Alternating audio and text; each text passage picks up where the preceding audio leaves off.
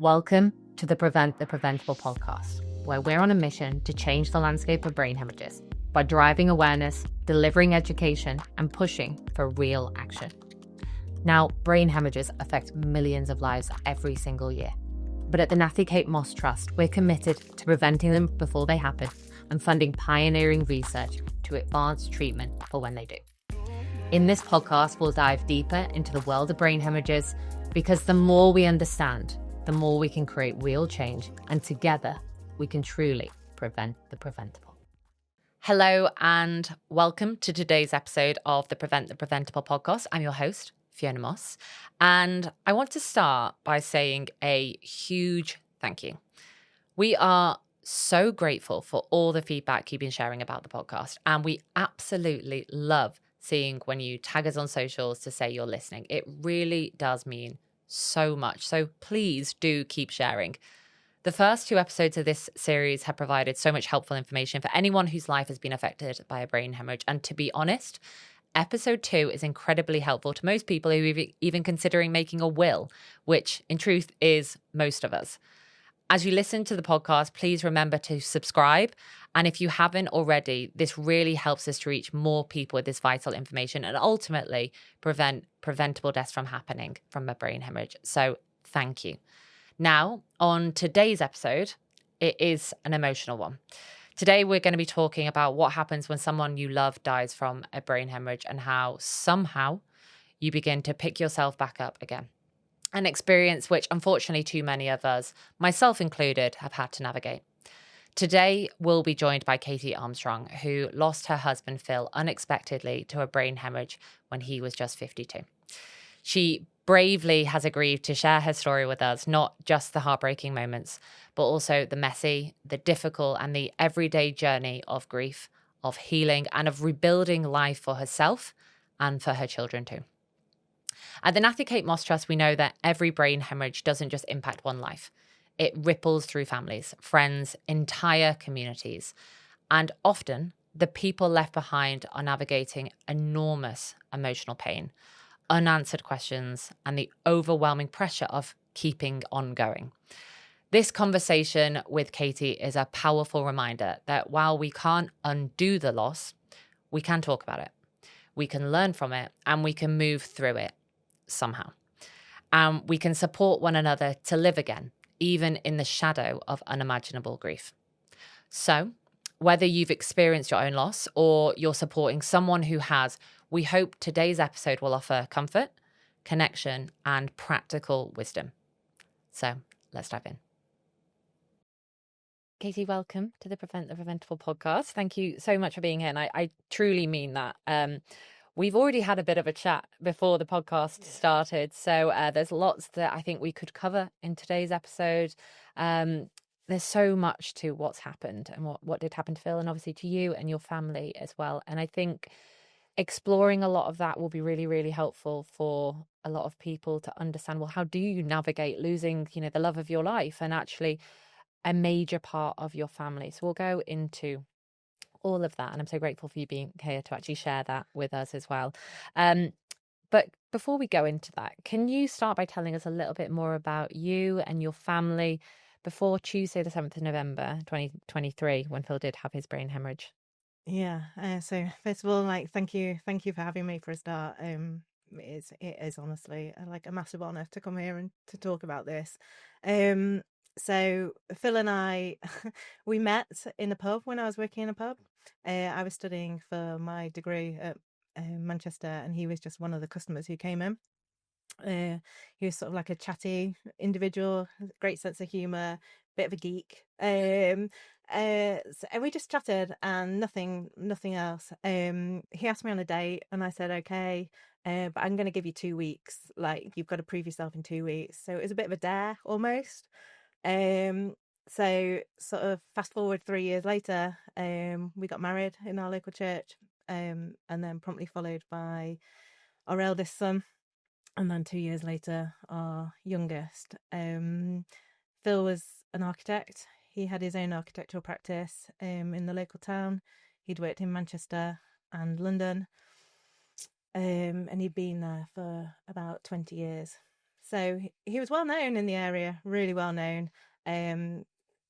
Just a genuinely nice person to get on with. Yep.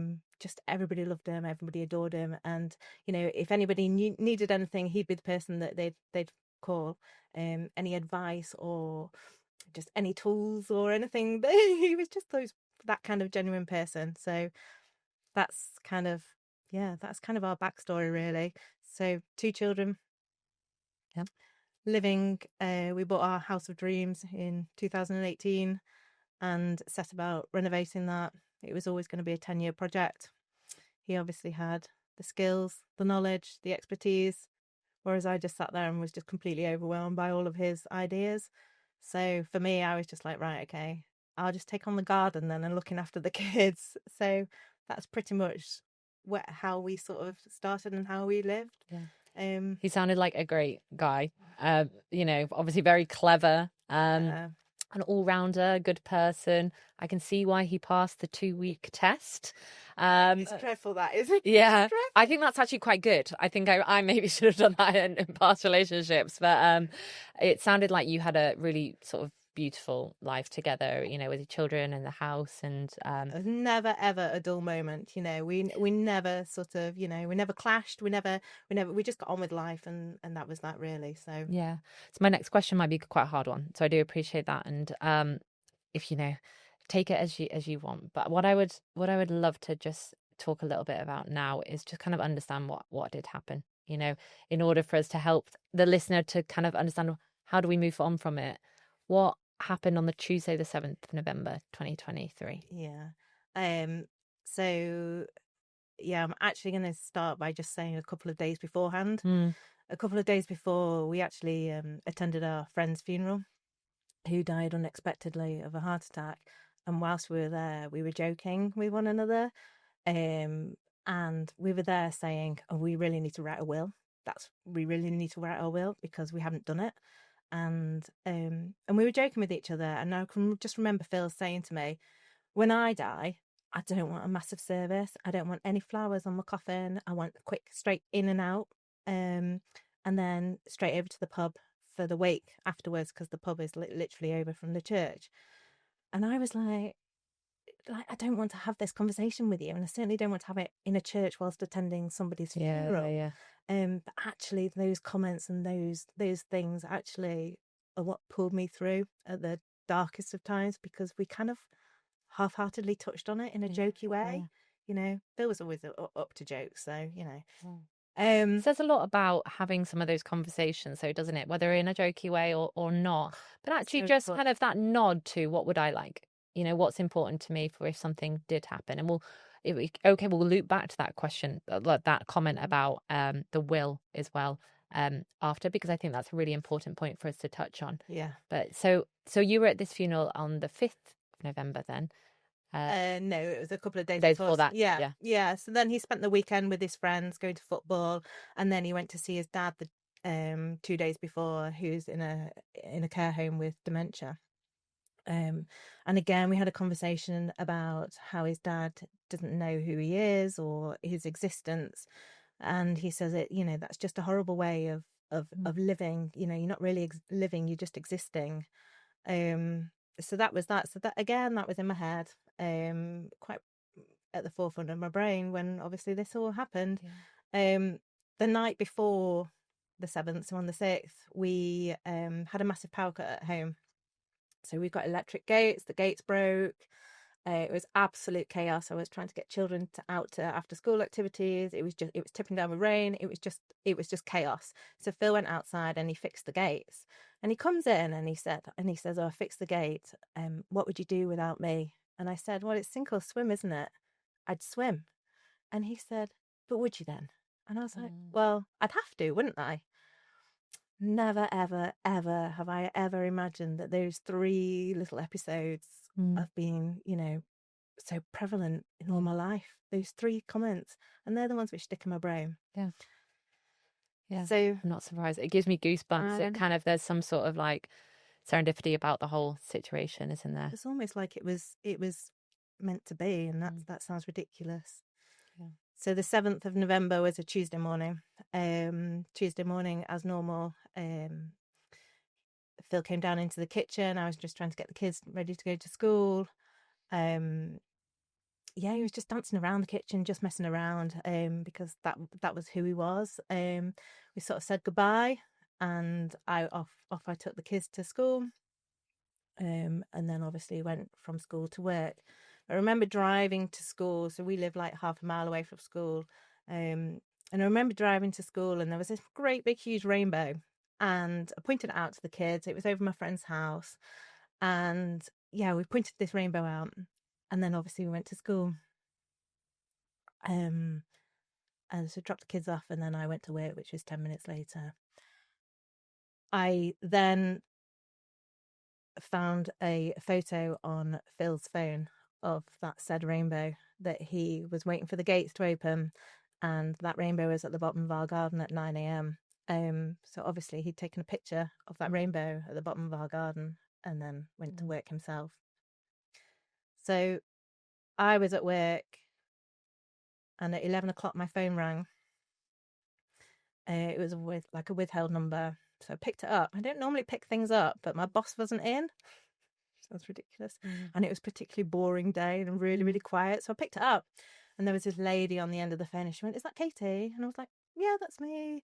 I didn't think anything of it. She goes, "Oh, I'm with your husband Phil. He's come for a meeting, and shortly after he arrived, he's actually collapsed. There's an ambulance on the way." And I just remember thinking, what? Like, it's 11 o'clock in the morning. Like, how can you possibly have collapsed? So obviously I just grabbed all my stuff, jumped in the car. I knew exactly where it was. You know, I grew up just down the road from where it was. It's like 10 minutes away from where I was. I got there. Obviously there was an ambulance outside, and Phil was in their meeting room, and he was sat up against the wall, with oxygen on, and the paramedics were obviously around him. The paramedics asked him if he knew who I was, and he looked at me and he just stared right through me. And I remember saying to the paramedics, "It's fine, don't worry, like, it's fine." I think because of his dad with his dementia, I kind of just saw exactly the same thing as with his dad. I just said, "It's fine.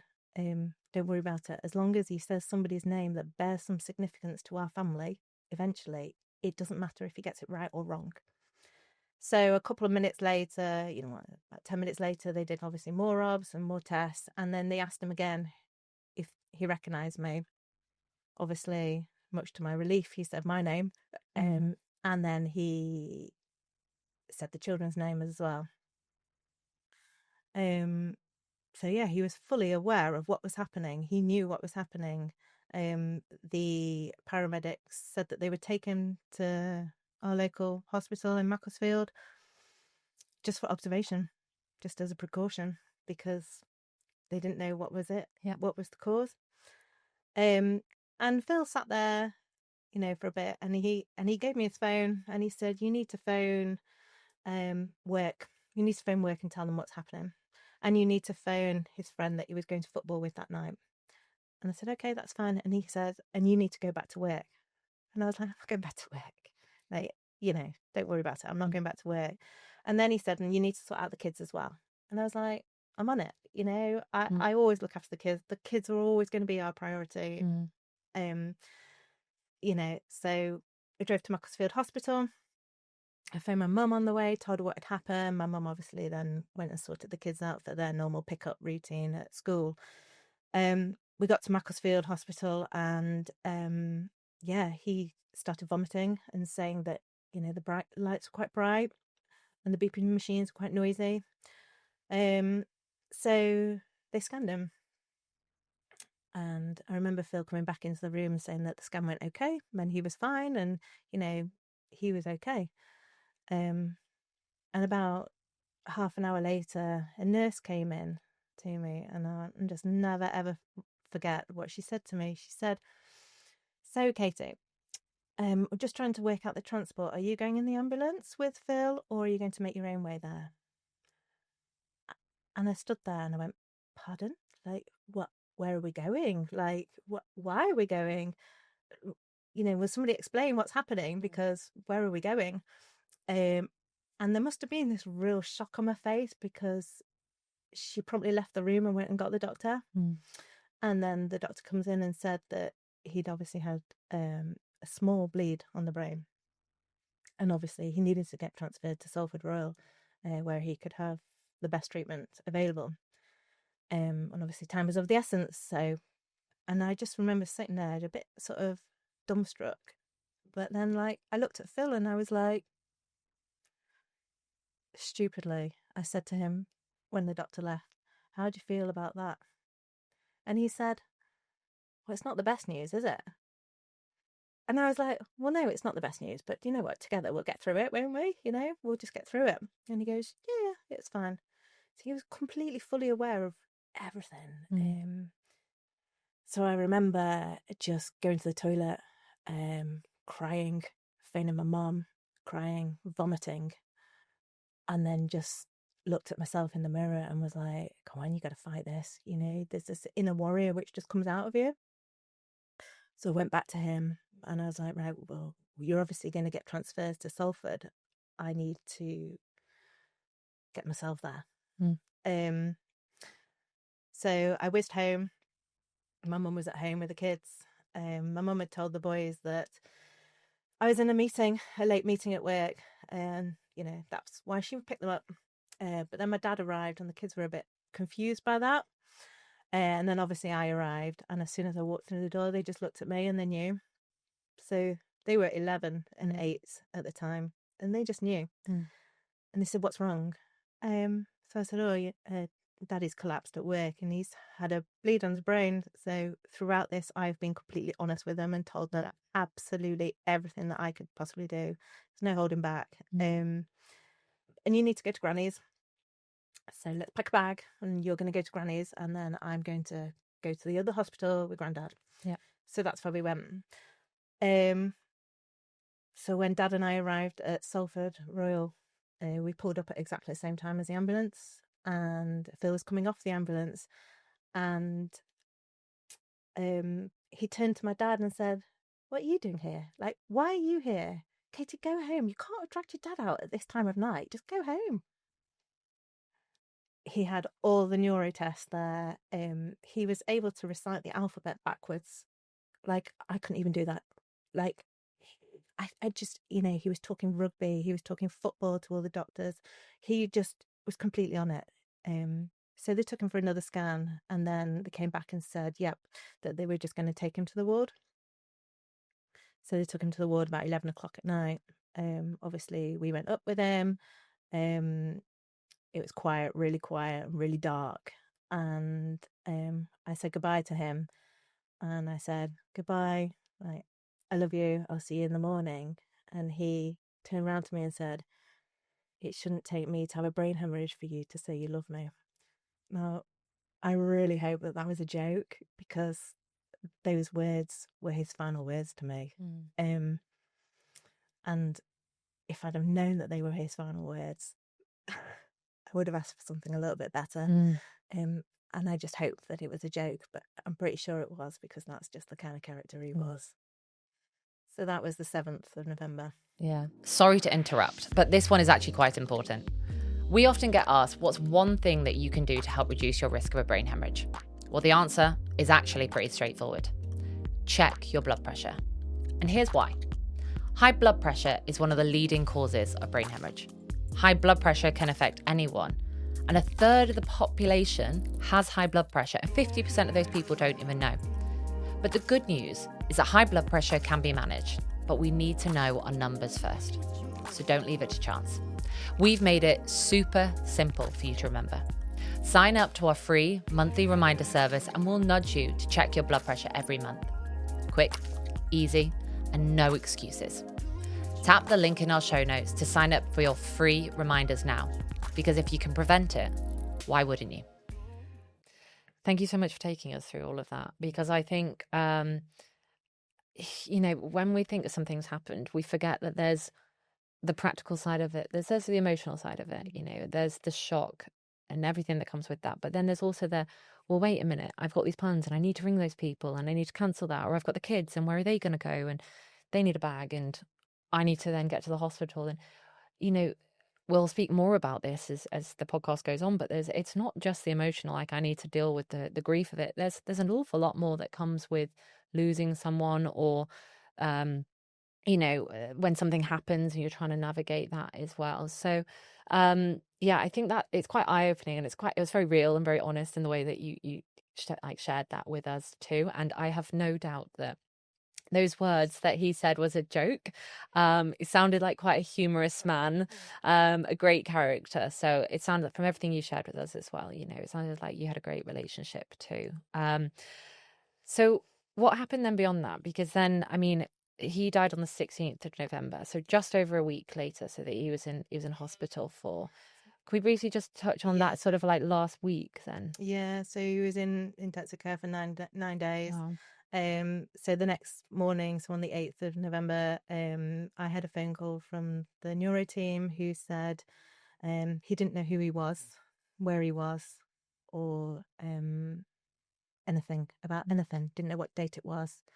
And I was like, how can that be? Because like last night I left him and he was fine, he just had a bit of a headache.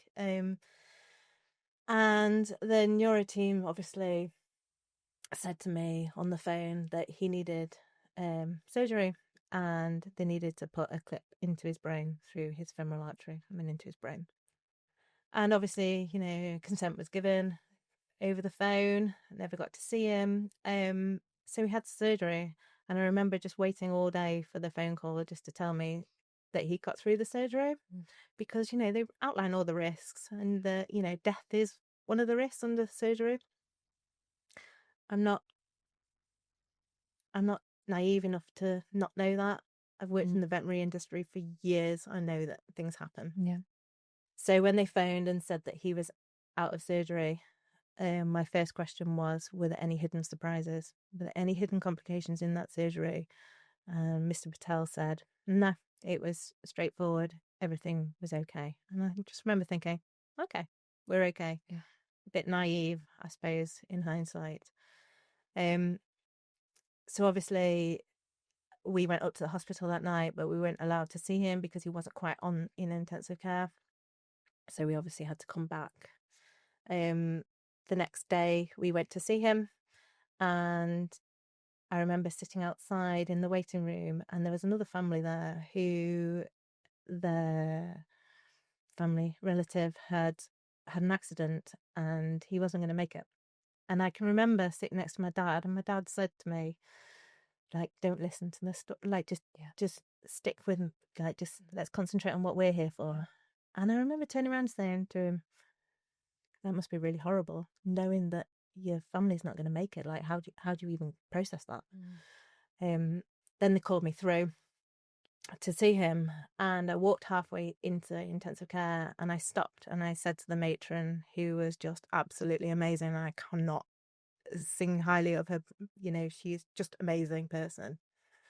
I said to her, what does he look like? Before I see him, what does he look like? And she said, well, obviously he's lying in a bed and there's machines. And I said, yeah, but what else? I'm not stupid. There's ET tubes, there's wires, there's machines. Just tell me what it looks like. So she gave me a brief outline. And I remember just walking to the bed and thinking, okay, that is Phil there, but that's not really him. There's so many tubes, there's so many wires, there's so many beeping machines, and lights. And yeah, so we were there. We were talking to Sam. She was trying to ask me about information about Phil and what was important. And as I was talking, he started to fidget, and it was like he knew I was there. He knew I was there. He was definitely fidgeting, and he was a terrible, terrible sleeper anyway. So it didn't surprise me that he was fidgeting. So I went out. I went to the toilet. Came back, and then when I came back, there was loads of doctors by his bed, and I thought that was a bit weird. I just thought that they were just doing more obs, and they said that they were just going to go and take him for another scan, and obviously for me just to go home. So obviously we left them to it, to do what they wanted to do, needed to do. And we drove back to my parents' house, which is about an hour away, and we pulled up and the kids were at the doorstep waiting. And just as my dad got out of the car, my phone starts ringing, and it's Salford. So Dad went in to sort of talk to the boys, make sure everything was okay there. And I just remember this conversation that Phil had a seizure whilst we were there, which kind of indicated that there was quite a lot of fluid on the brain, and that he would need another operation to insert a drain to drain this fluid. And my brother pulled up behind me, and I was just sat there with my phone in my hand, like just trembling, absolutely trembling. So he got me out of the car. He took me upstairs. He distracted the kids. He formulated a plan with my parents. And yeah, so obviously I gave consent again over the phone for another emergency procedure, which carried more risks and the more likelihood of death. Yeah. About an hour later, I had a message from our friend who's actually a vicar at our church. Phil used to go drinking with him every week. You know, he's a friend. And he said, obviously, asking how Phil was. And obviously, he was in his thoughts and prayers. And I'm absolutely convinced you won't mind me saying this, but I said, do you think you can pray a little bit harder because your prayers aren't working? And he was like, well, I'll just pick you up and I'll take you to Salford. And I was like, whoa, that's not happening. I remember saying to him, you're not coming to pick me up. And he was like, well, why not? And I said, because A, the kids will know something really is really bad. And also, I'm not sitting there with you at a chapel for you to sit there, or you to sit there and give Phil his last rites. Absolutely no way. That is not happening. He is waking up from this and he is coming home. Like, and I can just remember saying that to him, and he was like, oh, okay. Yeah. Yeah. So that was that. Yeah. And then over the next couple of days, obviously we went in and we visited every day. They changed the visiting hours for me so that I could accommodate for the kids. So I dropped them off at school in the morning because they just went to school the whole time. Nobody knew. Nobody. And yeah, my mum would pick them up. So we went in, Dad and I went in between. And then on the Saturday, so he collapsed on the Tuesday. On the Saturday, I went in, and I went by myself for the one and only time that I ever went by myself. And I remember Sam, the matron, coming to me and saying, we need to have a word with you, Katy, in the relatives room. And I was like, you're not giving me bad news. I'm here by myself. Like, you're not giving me bad news. And she said, no, it's fine. Don't worry. It's fine. We'll go in. So we went into this relatives room, and there was like 2 other doctors there. And I just knew as soon as I sat down. And she said that obviously there was an element of brain damage there, and that they were going to try and wake him up. But until they woke him up, we couldn't tell how much brain damage there was. And I was like, right, well, how much? I'm very much like black and white. I don't like grey areas. So for them to say, we don't actually know. Yeah. I was like, but why no? Why don't you know? I couldn't really cope with that. I couldn't grasp that. So that was the only time I went by myself. Like, I was accompanied with my dad every time we went, apart from that. But I remember going home and just talking to mum and dad about it and telling the kids about it. And we, you know, there could be an element of he couldn't move his left hand, or he might be fully paralysed. We just didn't know. So as the weekend progressed, the more and more time went on, the more and more you kind of just got the feeling that something wasn't quite right. The kids went back to school on the Monday morning, and I went in to see the headmaster with Ian, the vicar. I went in, and I think it suddenly dawned on me there and then, because I was saying it out loud, what was actually happening. Yeah. Like, I hadn't talked about it out loud. And I said that, you know, he was in a really serious condition. And there is an element of brain damage. We don't know how much, but they're trying to wake him up. But their attempts so far haven't been successful. Yeah, so I think at that point, you kind of... It becomes real. It becomes real. Yeah. It definitely becomes real. But we continued on with our normal routine, and we just carried on going. The boys obviously went to school. Nobody knew. And then probably on the Wednesday, the day before Phil died, I went with my dad again. And there's this one machine which was monitoring his blood pressure, his pressure in his brain. And I was always told that it should really be under 10. The lower the number, the better. And I remember looking at it and thinking, I'm really worried about this. It's like 12. And I remember thinking, that's not really that good. But there's so much other things there going on that you just kind of and there's so many machines, so many beeps, so many people running around. Yeah. It's busy old hospital. And the team came over and they looked at him and they looked at the machines. And they said a couple of words to me which I've never ever heard in my life before. And they said to prepare yourself for a catastrophic event. And I was like, what does that mean? Like, what does that mean? Like, I'm not going to get my phone out and start Googling what that meant. Yeah. But obviously what I now know is that the consequences of that are going to be pretty bad. And I think it dawned on me what was ahead of us now, because we always thought that, if you got some brain damage, then, yes, our lives are going to change considerably, but never ever did we consider that he would die. Yeah. And I think those words just really sit quite heavy with you. Thank you to our sponsors, Hugh James Solicitors, for supporting this second series of the Prevent the Preventable podcast. Now, sudden brain hemorrhage can turn your world upside down, but discovering it was caused by a medical mistake makes it even more devastating. While nothing can change what's happened, Hugh James's medical negligence team is here to support those who suffered brain injury or bereavement due to medical errors. And their support doesn't end there. The Hugh James Wills and Estate team is also on hand to help you plan for the future with clarity and care, because when the worst happens, the last thing you need is added complexity. To find out more about how they can support you and your loved ones, head to the services page on our website and book a free call with them to discuss your concerns. You can find the link to all of that in our show notes.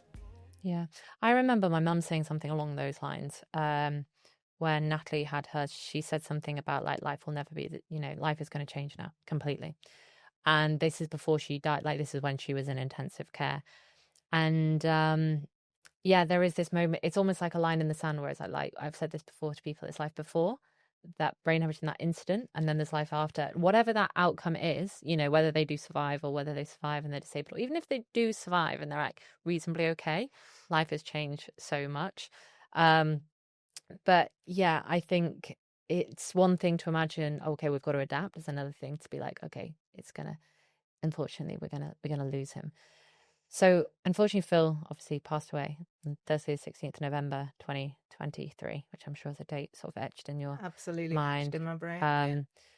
So those first few weeks, months, I mean, to be honest, I know from personal experience how that sort of, that short-term grief rolls into years as well. But those first few weeks and months, how did you navigate that? Particularly as we've already touched on it. It's not just losing a loved one. It's losing a partner, a husband, a father to your children, a key pillar, was he he was the owner of his architect practice as well, a business owner. Yeah, 6 employees. From a practical point of view, incredibly complicated. So emotionally, practically, mentally, how did you navigate those first few weeks and months? Do you know, I don't actually know. I don't know. I just put my head down and just got on with it. Because ultimately the kids relied on me to do things. I had to get up. They went to school every single day. They didn't miss a day of school at all. Do you think, in hindsight, that routine was really helpful for them, their own personal grief journey as well? Yeah, massively. Massively helpful. We actually all struggle during school holidays because there is no structure. We know what we're doing every day. We're getting up, we're going to school, we're coming home, we're going to after school activities, we're doing something, but there's no structure in those school holidays. And we just, it's not great. but we have quite a lot of friends who support us, and I've got one particular friend who sends me an itinerary of things to do, and even gift cards for certain events, just so that she just knows that I need that. But emotion, how did I navigate it? I don't know. I think for me, the starting point was the funeral. I'd already had that conversation with Phil. We already knew what he wanted. The whole no flowers thing, we went to the funeral directors, and I said, there's no flowers. And my dad was like, well, you just have to put beer hops on his coffin, won't you? So I was like, right, yeah, that's exactly what we'll do. We'll put beer hops on his coffin. So that was all sorted. We knew where the wake was. It was his favourite pub across the road from the church. We knew that. So I think those sort of guidelines, I suppose, sort of pulled me through a bit. So just navigating, sorting out the funeral, choosing hymns and songs is just absolutely, hours and hours just listening to music and just thinking that's not right. And it's also sad music, so it's making you more emotional and adding to the whole. Practically, I've had so much support practically, over this 20-month period. Had loads of people fix things for me, or sort out my IT things for me, because I'm a bit rubbish at stuff like that, because that was never really my job. And I wouldn't say that we had defined roles, like Phil and I never had defined roles, but you kind of like just fit into what you're doing.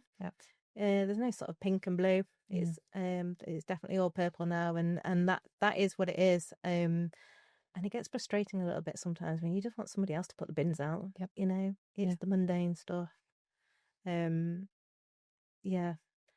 Financially, it was a little bit of a nightmare.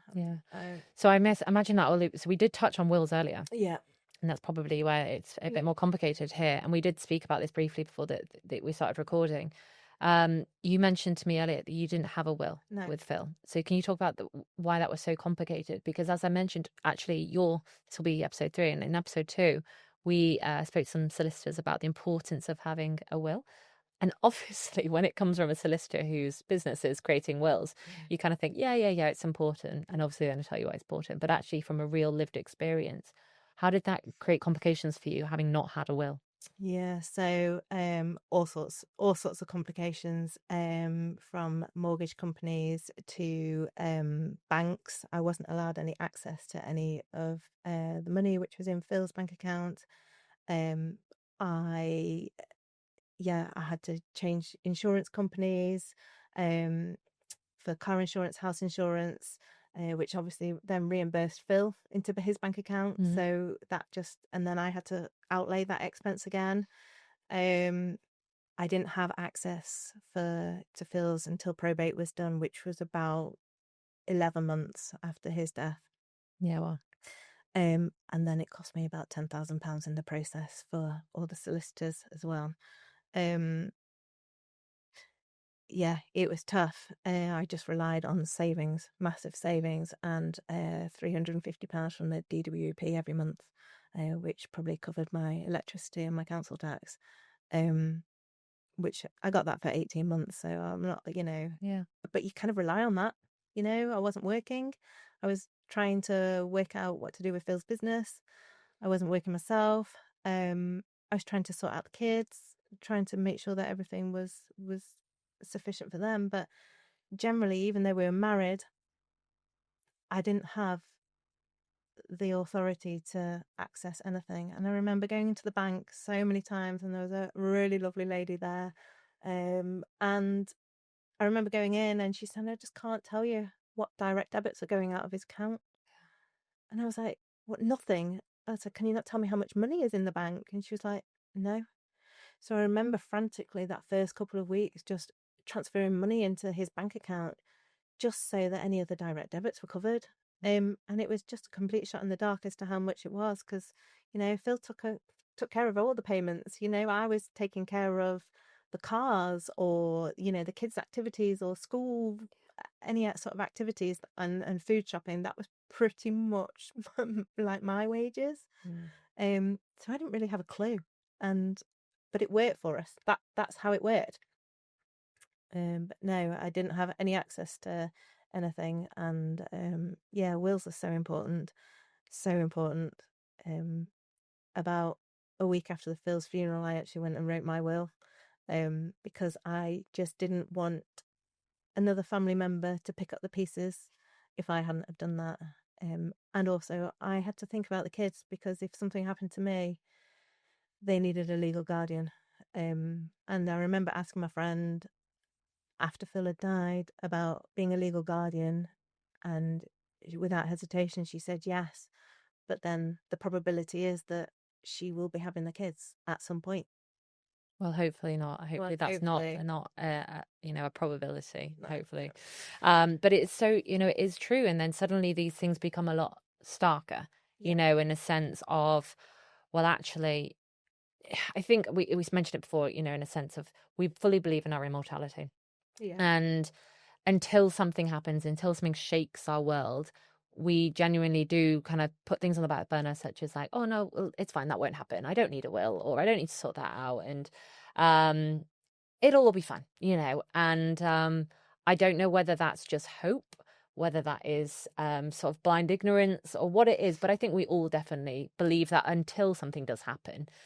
And I think your lived experience there of demonstrating, actually, it's so vital that we make sure you have things in place, because hopefully something doesn't happen. But if it does, it makes everything so much easier for the people, because there's already enough emotion and emotions that need to be navigated, the grief in itself, but then layering on top of that, the worries about finances and, the practicalities of looking after the kids and everything. It just makes things, so much harder as well. I think the perception is if you're married, then You're safer, so you're to speak. safer. Yeah.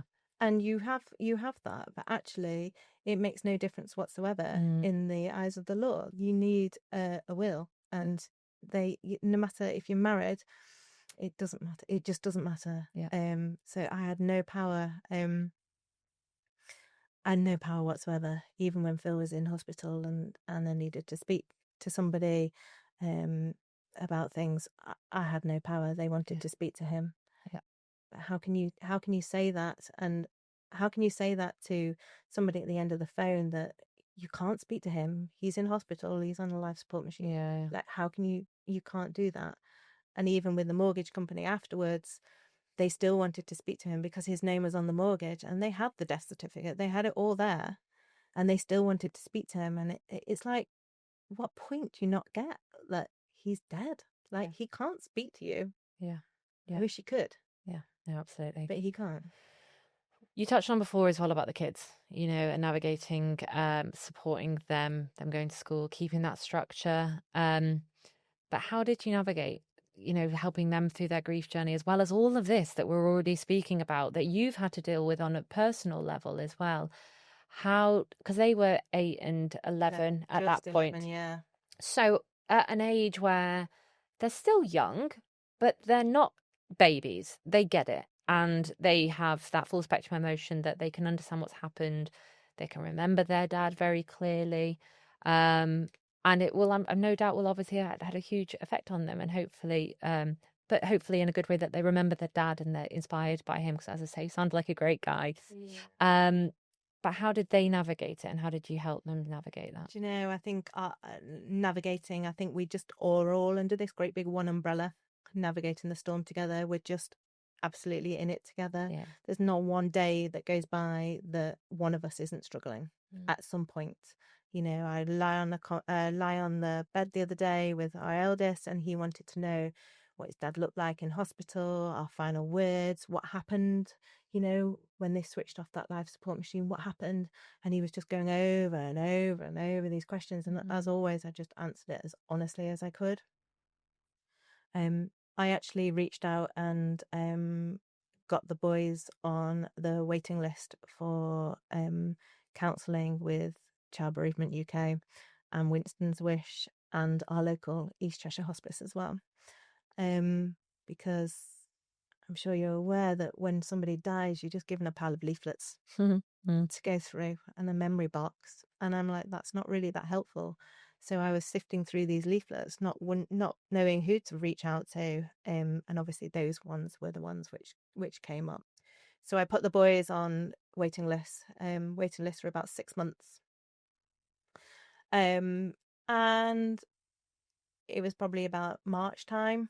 Phil had died in November. It was March. And someone said to me, you know, when an aeroplane crashes, you're supposed to put your own oxygen mask on before you help others. And I was like, right. I hadn't even considered myself at that point. It was just all about sorting the boys out, just sorting the kids out. That's such a natural maternal feeling, isn't it? Yeah.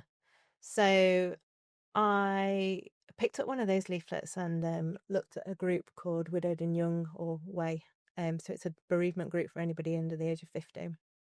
And I joined one Monday, and then 2 days later, I was on a new members Zoom call on a Wednesday night.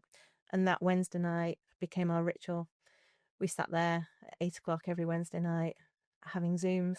And I remember clicking on it the first time thinking, oh my God, what am I letting myself in for? And there was 20 odd faces there looking back at you. But actually, those 20 odd faces have become quite an instrumental part of your journey because they just get it. Yeah. And we've talked about all sorts, like nothing was off limits. You know, we've talked about family, we've talked about, and they're all very different groups of people. You know, there's people there from suicide, RTCs, sudden deaths, brain hemorrhages. There was a couple on brain hemorrhages, and heart attacks. And then obviously, a vast majority were cancer. But it was the sudden death ones which were struck a chord more because there was no planning. Your life is being ripped apart. Huge thank you to Colony Co-working for continuing to support the Preventable podcast. Now, at the Natalie Kate Moss Trust, we have a huge ambitions to completely change the landscape of brain hemorrhages. And whilst we're a small but mighty team, we're all working remotely. And in truth, that's part of our strength. Remote working means that we can connect with incredible talent from across the UK and around the world, helping us push forward faster and smarter. But without a central office, we need flexible, inspiring spaces where we can come together to work productively, collaborate meaningfully, and work on this huge goal we have set ourselves. That's where Colony comes in. Colony is a growing network of beautifully designed co-working spaces here in Manchester, home to creatives, founders, freelancers, and teams of all sizes. They are spaces built for focus, connection, and progress. Not just a place to work, but an environment that actively supports your growth. And they've helped NKMT do just that. To find out more about how Colony could support your business, check the link in the show notes. Yeah. And like you said earlier, you know, about those last words, you know, when you have that time period, I suppose, that you know something's going to happen, you can prepare, that you can even write your wills, you know, you can say the things that you want to say, and you yourself emotionally prepare. I think it's anticipatory grief, isn't it? You already start that grieving process. I think it's very different having experienced both of those. So it's like sort of anticipatory grief and also the shocking grief of a brain hemorrhage. They are very different experiences. They're both really hard, but they're very different experiences. And so I'm sure having had people in that group who can relate to your story of that shock is really, really helpful as well. And I think it's really helpful actually being in a part of a community, you know, as part of a grieving journey, being in a community of people that do get it, you know, and actually being able to have a conversation like this. Like, whilst I don't understand the children's side of it, because I don't have children, I do understand a lot of the other things that you're saying. And I think there's also a lot of people that will have been around you, I'm sure, who wanted to help but didn't know what to say or didn't get it. And they were like, I feel really sorry for her, but didn't know what to do, didn't know how to act, didn't know, as I say, what to say. You mentioned before off the podcast that some people would see you maybe even just walk across the street because they just didn't know what to say. And I don't think that's because they dismiss you as, you know, I can't speak to her. It's just that from their perspective, they are just lost and at a loss. They don't want to say the wrong thing. And I think it's quite hard and complicated to navigate that for a lot of people. But for friends, for relatives of somebody who has lost someone, what advice would you give to them, having been the person at the center of it? What advice would you want to give to other people to say, this is the best way maybe to support other people who've been going through such a major loss? So I think like some of my friends, they've just come up with a classic that they've actually just walked over the road, or some have said, "Let me know what I can do to help." Well, those people are never going to help. The people that you need are the people who phone you up and say, "I'm going to pick the kids up from school, whatever. I'm going to take them to the park. I'm going to feed them, and I'm going to drop them back off at you at 7 o'clock at night to give you some space." They're the ones that you need in your life. They're the ones which will show up. I've had all sorts of support. I've had people who have just sat with me in silence and drunk cups of tea. And I've had people who've walked and walked and walked the local footpaths with me. But yeah, I just, it is, I suppose it's your own journey, and you need to be able to just be comfortable with yourself. So I think, what would I say? I would probably say to people is, stay in your own lane. Definitely don't compare yourself to others. You've got to look for the glimmers of hope. You've got to look for the glimmers. There's so much. Well, a good friend of mine said to me, find a diamond every day. Find a diamond. And I obviously always referred to it when I was on those Woodard and Young Zoom calls, and they used to laugh at me. But actually, it actually helps such a lot. So that diamond might be that you've got up and you've got dressed. Yeah. Or it might be that you cooked dinner from scratch, or it might be just that you've just survived. Yeah. So find something, and the glimmers are the little things. Now, for me, they're the little things which come in. So on Phil's anniversary, we went to London. Phil always wanted to take the boys to HMS Belfast. So we went there on his anniversary as a little nod to him. And I remember taking a picture of the bell, and the boys were stood under the bell. And as I was taking a picture, this little white feather flew down from absolutely nowhere and landed on my arm.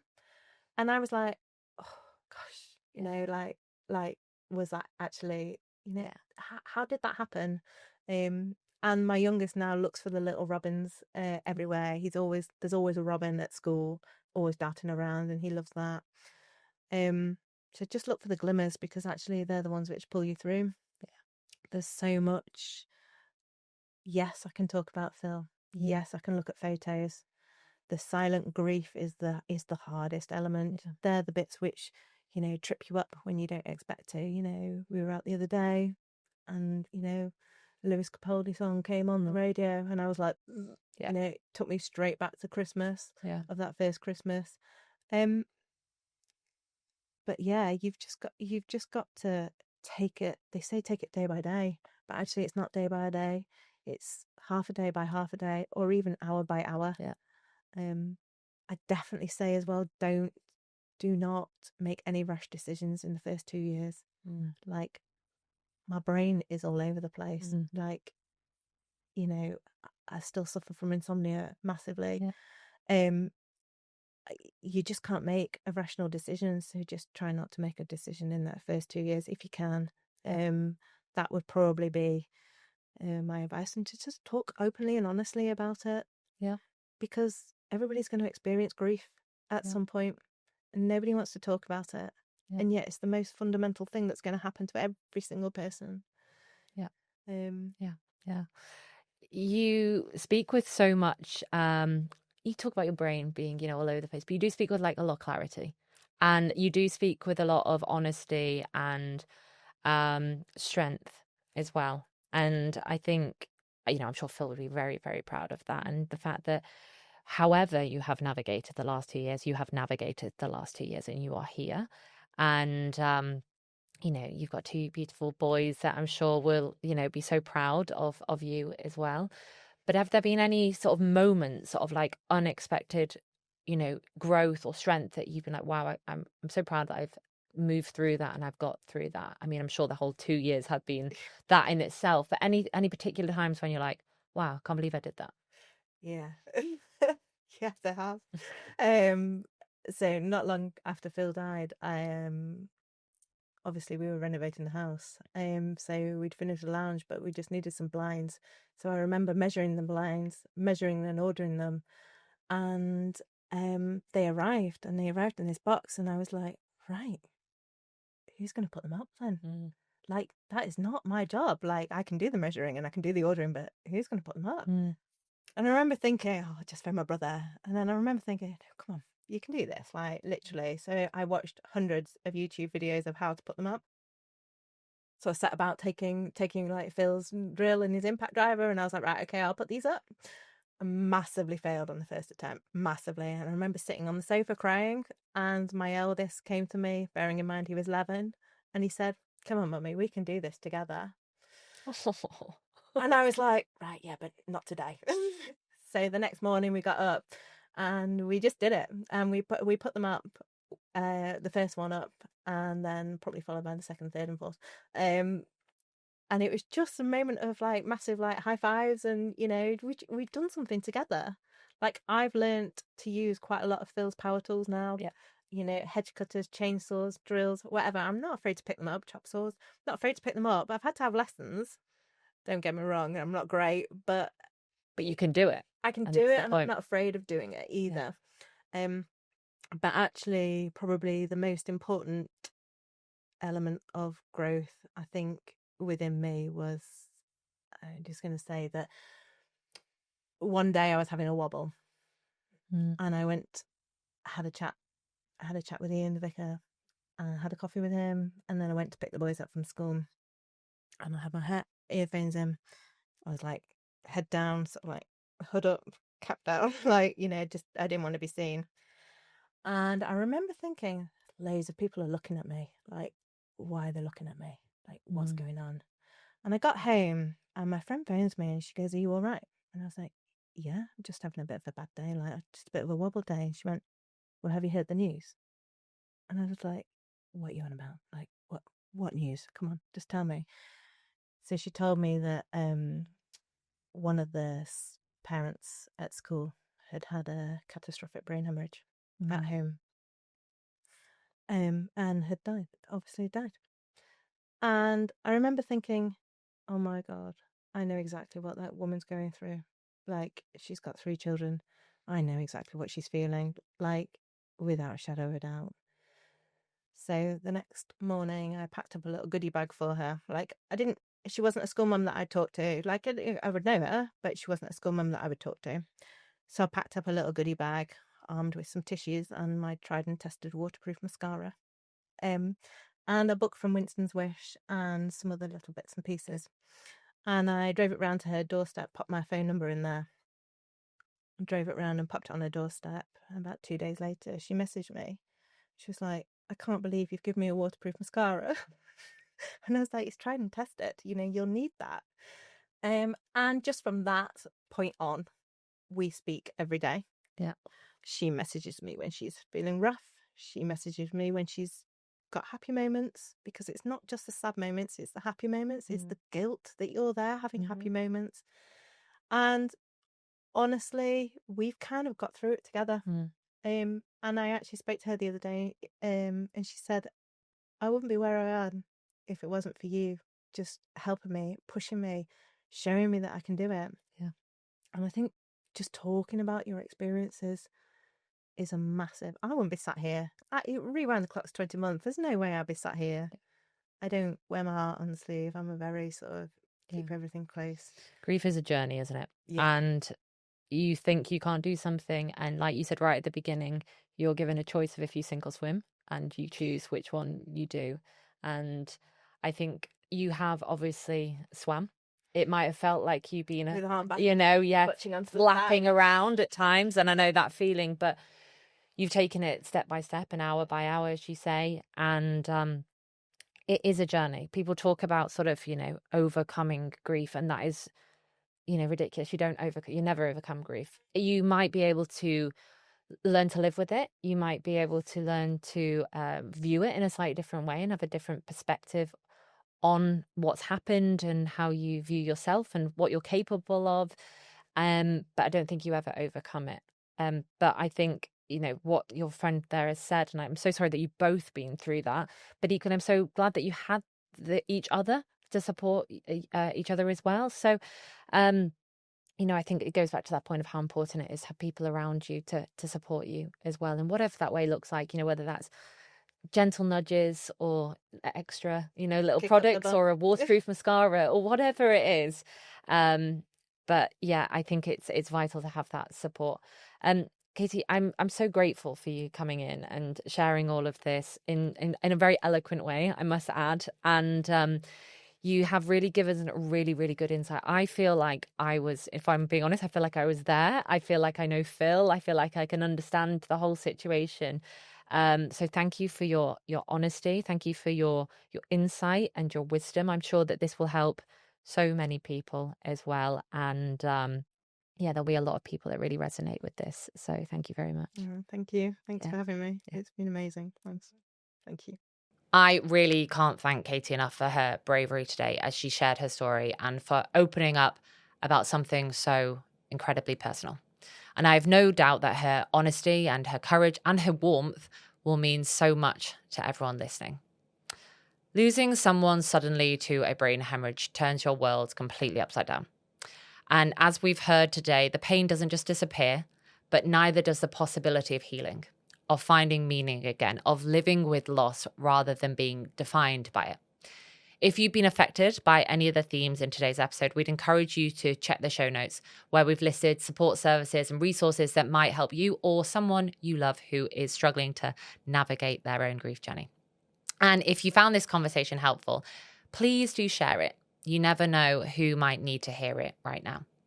And as with all our guests, we've recorded an exclusive question with Katy that you won't want to miss. And we have asked her, what single piece of advice would you give someone at the beginning of their grief journey?